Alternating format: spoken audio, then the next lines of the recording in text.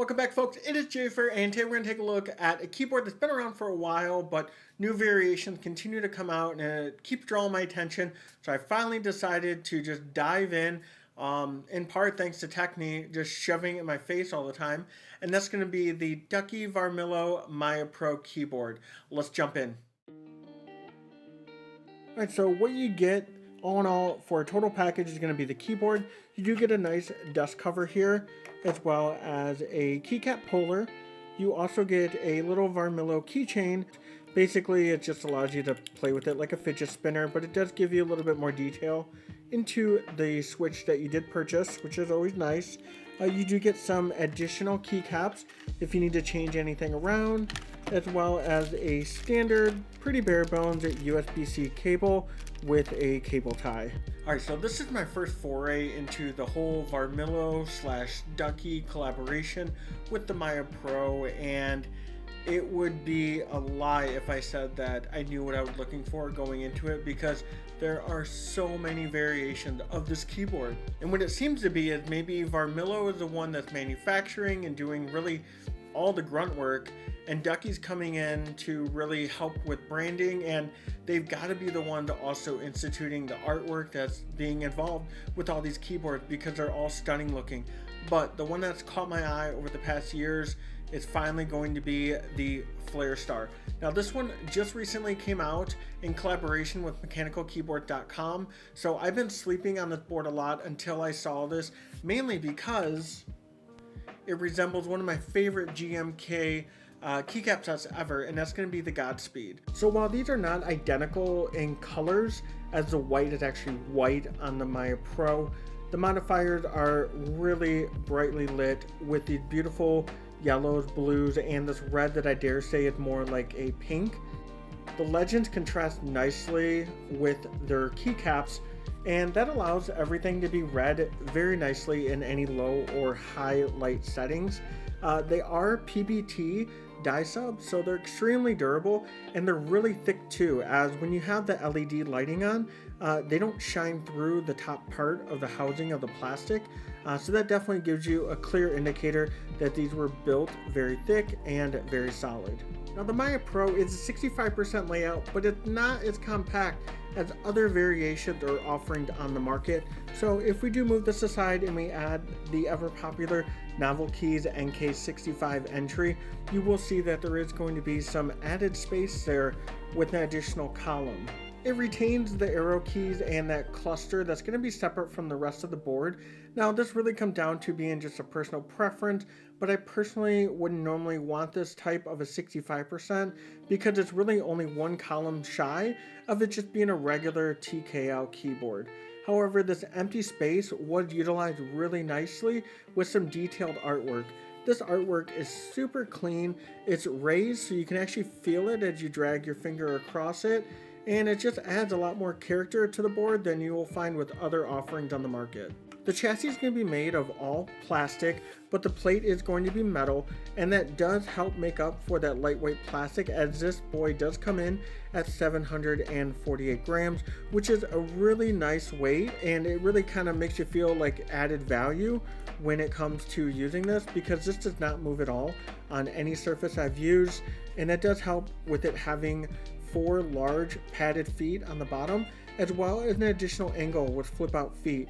Now I would have personally have liked Ducky to intervene on this design choice and add their own feet that you're used to seeing on their 1-2 Mini and other keyboards, as not only does it add one angle, but it also adds 2, and more options is always better, especially when it comes to ergonomics. We definitely want to have all the options at our disposal. And not to continue to harp on Varmilo, but I do wish Ducky still called an audible on another feature, and that being the USB-C connection on the right hand side.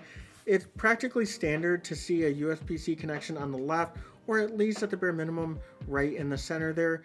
The switches I went with were the Varmilo EC Sakura, and what's nice about these is that it maintains a traditional mechanical switch appearance, but it is an electrostatic capacitive switch, meaning that the internals are going to be vastly different in how they cooperate, as it's going to actually actuate depending on the proximity of the switch as you apply force to it.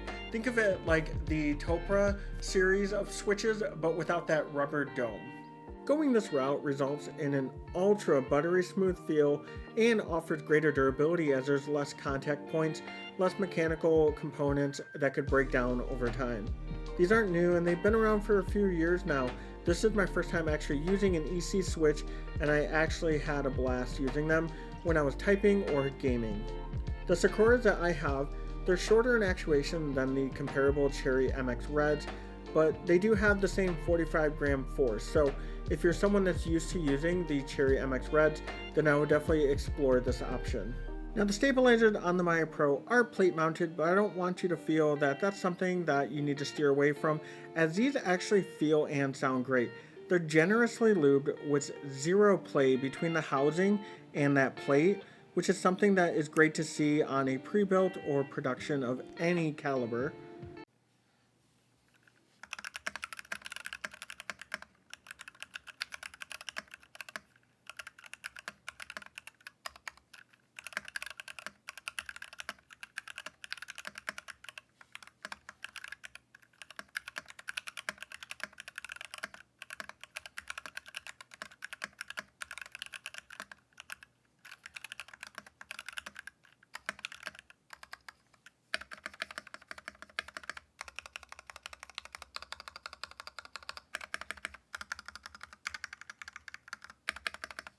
So what you heard there was really just a premium sound test on a pre-built production board, which is fantastic. And that's really going to be contributed by the overall quality of the keycaps, as well as there being a very thin layer of foam underneath that PCB that's going to help dampen that sound, and overall just a really pleasant experience for typing. And now, I don't know if this is my particular copy or this is common with Varmilo, but I will say that on my MIYA Pro, you can see here there is a large gap between the keycaps and where the chassis or casing starts and ends, and you don't see it as much on the left-hand side with everything. It's clear as day right here, where you can see that large gap, not so much a large gap there. Now keep in mind, none of the switches or keycaps were binding on either side of my keyboard, but I think it's something worth noting that maybe Varmilo can improve upon on the QA to make sure that we just have a fully centered keyboard. And lastly, because of this being that 65% print, if you do need to utilize an entire full-size keyboard, you can do so with this small footprint by simply holding function and going to the corresponding sub-legend that's going to be on the side here. It is beautifully printed in a light gray, so it's not something that's obnoxious or going to distract you from the overall colorway of this keyboard. And lastly, you do have the ability to control the white LEDs, although it is very, very limited because you only have a certain amount of ripple, breathing, or static effect at your disposal.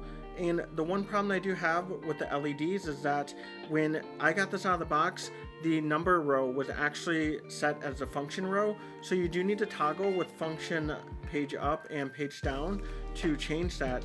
The problem being though is that it does have an LED indicator underneath these switches, so you're always going to be left without one switch being lit because it's using it also as an indicator. So at the end of the day, I think that this keyboard is a fantastic pre-built keyboard. And I want to differentiate between your production and your pre-built keyboard because there is a little bit of a difference. Now they're all going to be assembled on an assembly line with a machine doing all the soldering. But I do feel like Varmilo and Ducky kind of set themselves apart from something you're going to find off the shelf at your local retailer because the build quality is just absolutely insane and it's well worth your dollars, especially if you're looking to invest beyond something of your typical Razer or your Corsair keyboard.